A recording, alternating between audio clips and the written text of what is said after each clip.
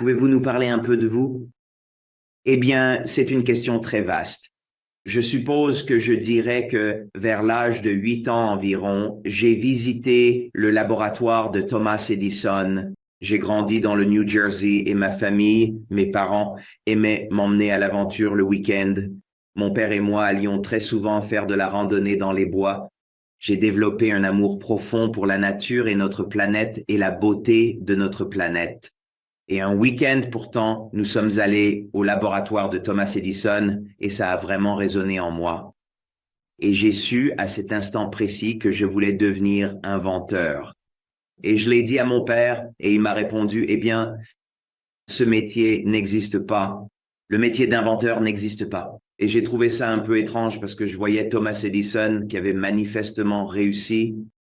Alors je n'ai pas laissé cela me perturber plus que ça.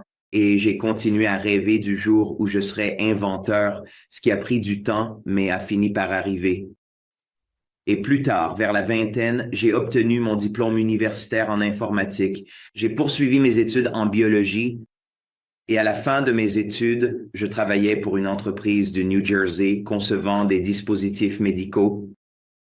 Puis j'ai entamé plusieurs aventures entrepreneuriales qui ont mené à une entreprise quand je vivais en Géorgie.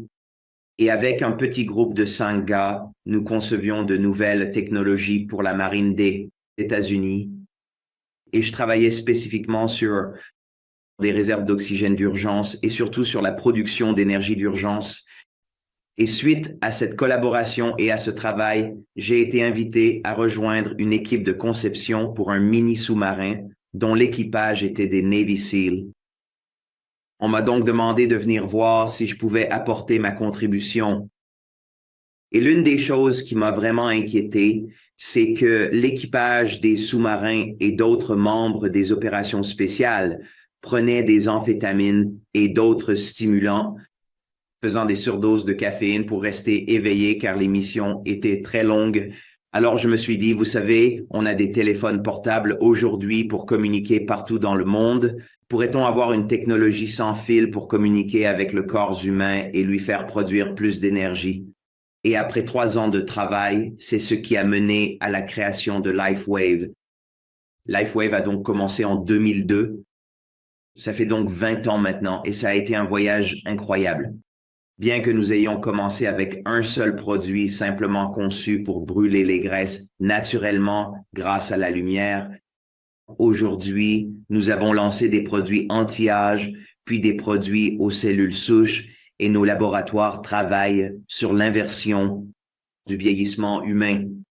Et je suis ravi de ce que nous avons fait avec cette technologie, de son évolution et de son intégration dans de nouveaux produits ici chez LifeWave à l'avenir. Notre objectif est donc de fournir une technologie brevetée que nous développons et rendons exclusive à LifeWave et elle s'appuie sur des recherches solides.